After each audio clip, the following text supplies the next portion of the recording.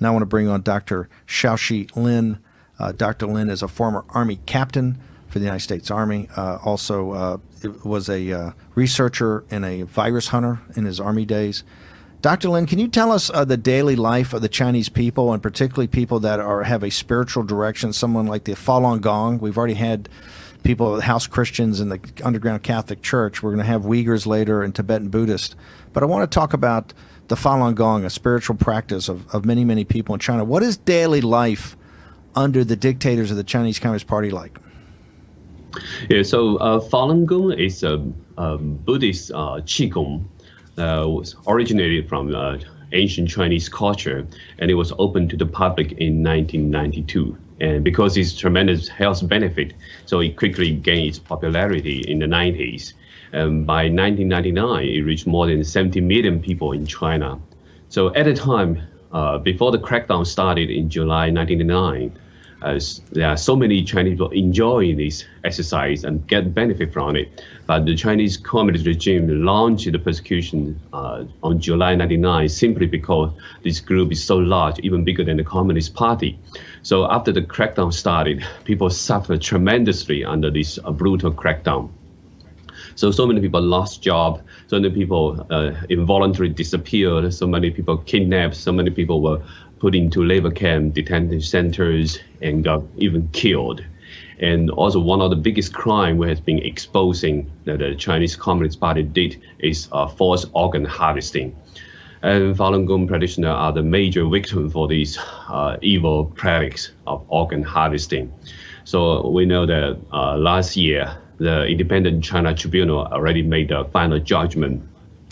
So all the tribunal members concluded unanimously and sure beyond reasonable doubt that China has been practicing the organ harvesting on prisoner of conscience for a very substantial period of time, involving a very substantial period of victims. So if we look at the data from the Eastern government, he estimates more than 60,000 to 80,000 people being killed on organ harvesting annually. So more than 1 million people have been died of organ harvesting in China just in the last 20 years. Dr. Lin, can you tell the American audience, people in America don't understand there's 1.4 billion at least Chinese. There's only 90 million members of the Communist Party, and really a cadre of about 1,000 really run it. It's like the old emperor. Can you be specific, though, and pretty granular? When we talk about organ harvesting and live organ harvesting, what are we talking about? Yeah, so it's a system, a state sanctioned system. So basically, because of the advancement in transplant medical technology, so the Communist Party now can, surveillance a lot of people, especially prisoner of conscience, so get their, about informations, their blood samples, their blood type, tissue type, all this information collected and put in the big database system. And so when they connect this system nationwide, it becomes a national, live organ bank that Chinese government control. So if people, go to China, want to do an organ transplant, they can search the database, identify victims, that match the tissue type, the blood type, and then they go to the prison or labor camp, kill the person and take the organ, and then bring it to the transplant center, and then sell it for a big price. So this is called a care-on-demand system the Communist Party enacted. So they use the military hospital first, and then so many civilian hospital also jump on it because such huge profit in it. So it become a nationwide system. It's a rampant business that the Communist Party run. So as you mentioned, the Communist Party is only a small part of the society, but so many Chinese people were under its control, so they are easily become the victims. So you see, Uyghurs, Christians, they all become victims as well. So anyone under their surveillance system, they can become the victims.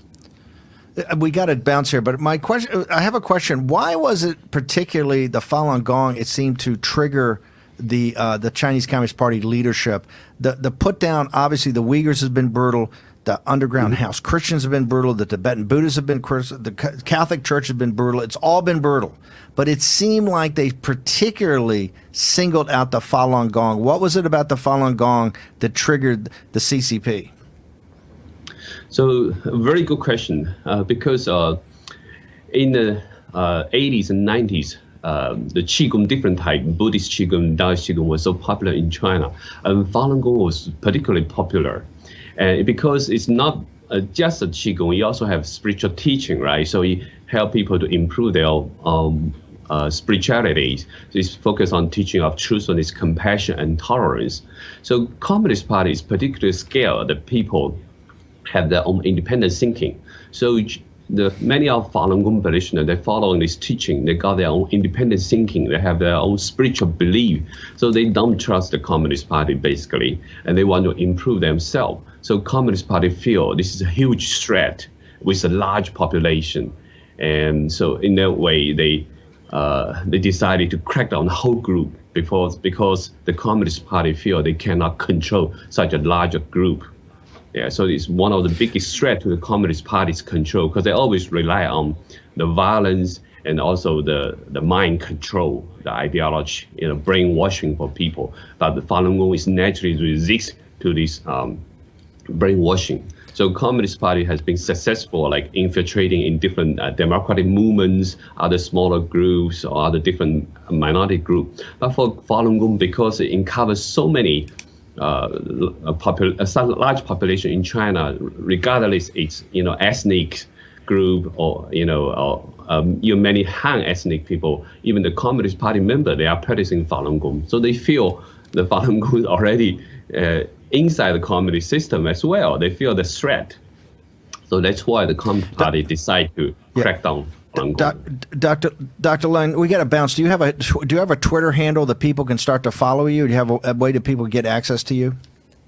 Yes, my Twitter is Sean Lin, WQER. So people can track me on Sean Lin. Okay. Yeah.